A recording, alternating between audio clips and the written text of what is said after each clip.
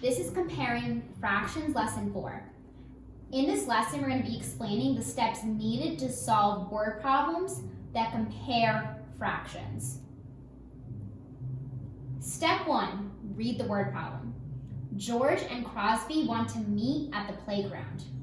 George lives 5-6 miles away from the playground.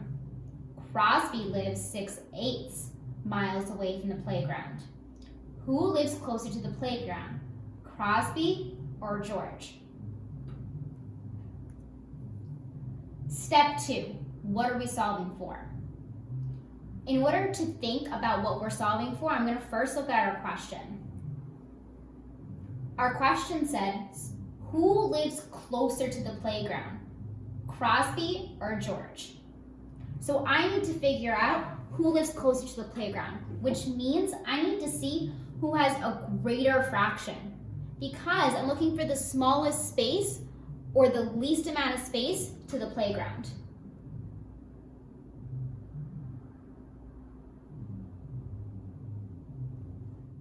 Step 3, plan and solve the word problem.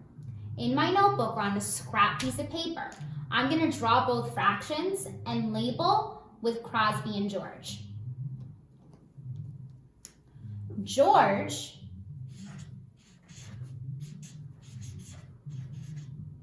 according to my word problem, lives 5-6 miles away.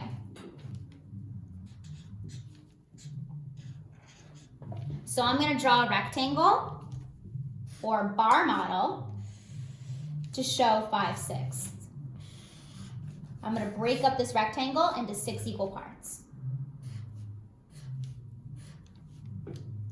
2, 3, 4, 5, 6. I'm going to recount that to make sure I'm correct. 1, 2, 3, 4, 5, 6. Next, with my numerator, I'm going to color in 5 of those 6 parts that I just created. 1, 2, 3, 4, 5. Now, in order to compare these fractions, I need to make a model for Crosby so I could see who has the least space at the end.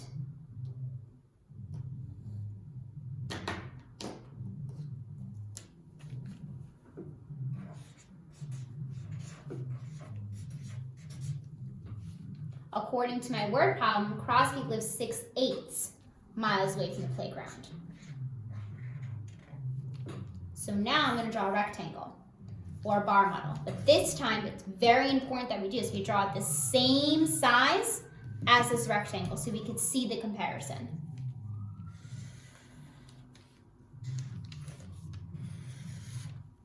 Next, I'm going to break this rectangle up into 8 equal parts because my denominator is 8. 2, 3, 4, 5, 6, 7, 8. I'm going to recount that. 1, 2, 3, 4, 5, 6, 7, 8. Perfect.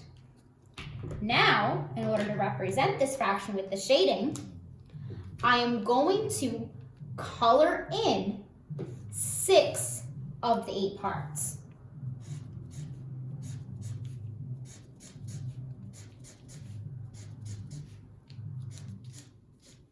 I'm going to recount that. 1, 2, 3, 4, 5, 6. I clearly showed 6/8. Now with my drawing, I'm going to solve the problem. But remember, I'm looking to see who has the least amount of space to the playground. So, to help me really visualize this problem, I'm going to put the playground here, right, P, next to each one.